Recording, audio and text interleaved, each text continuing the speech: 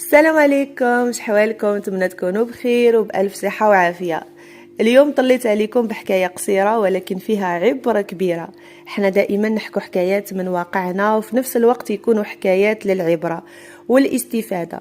قبل ما نبدأ حبيتكم تشتركوا في القناة بتفعيل الجرس ودعموني بلايك باش ينتشر الفيديو، وما تنسوش كذلك تدعمونا بتعليق. هاد الحكايه تاع وحده حكاتها تقول باللي ماماها اللي حكاتها لها وهي ما راهيش راح تحكيها بتفاصيلها وانما رؤوس اقلام فقط. هاد الحكايه حقيقيه وصارت صح.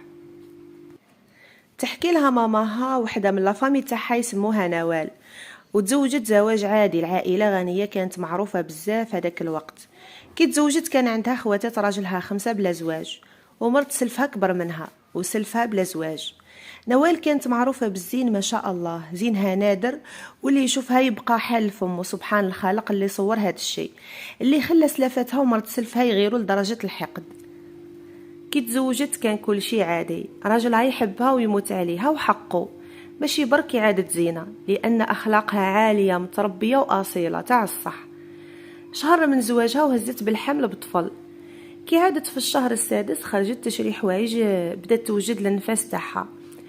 يحكم ربي دهمتها طوموبيل، طلعوها للسبيطار، وللأسف الطفل اللي في كرشها توفى، والرحم تاعها تمزق واستأصلوا منه طرف، وحالتها كانت حرجة وصلت للموت.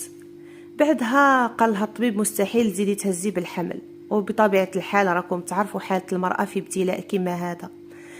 رغم كل شيء وحمدت ربي وصبرت، وراجلها تقبل الوضع وقال قدر الله وما شاء فعل، واهله اكيد ما عجبهمش الحال، وقالوا كيفاه ولدنا يبقى بلا اولاد، لازم يعاود يتزوج.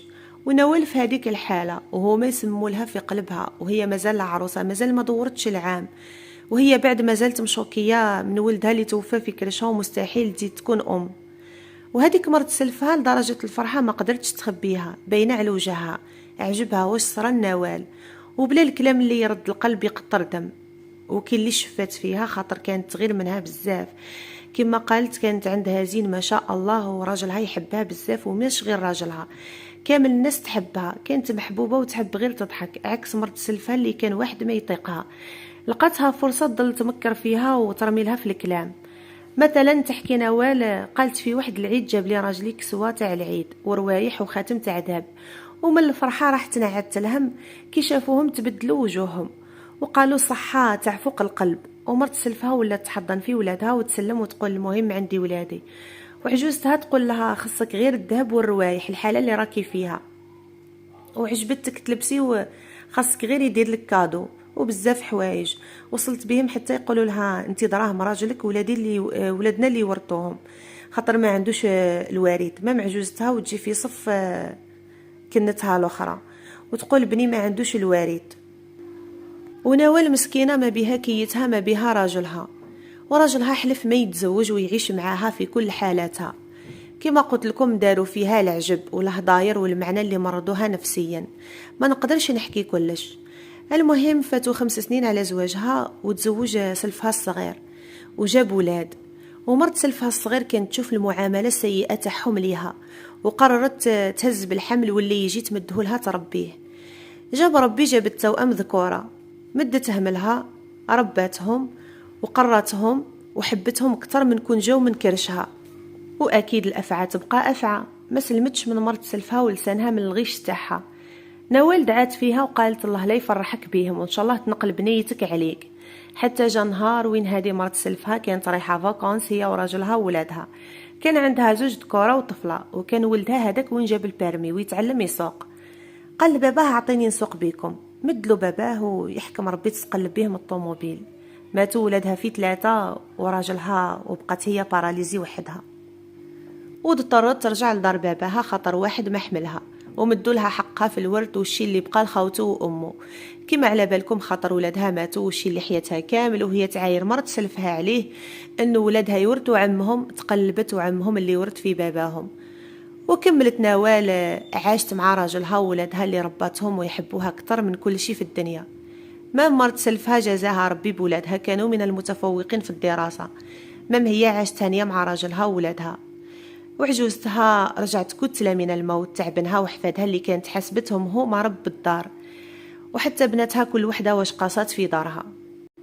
العبرة دوام الحال من المحال، وعمرك لا تعاير إنسان ولا تستشفى في ابتلاء تاع ربي، والحقد والحسد ينقلب على مولاه، وكل واحد يحمد ربي على النعمة اللي عطاها له، وكل ساق يسقى بما ساقى، والدنيا دوارة، اليوم ليك وغدوة عليك، وكون مظلوم وما تكونش ظالم.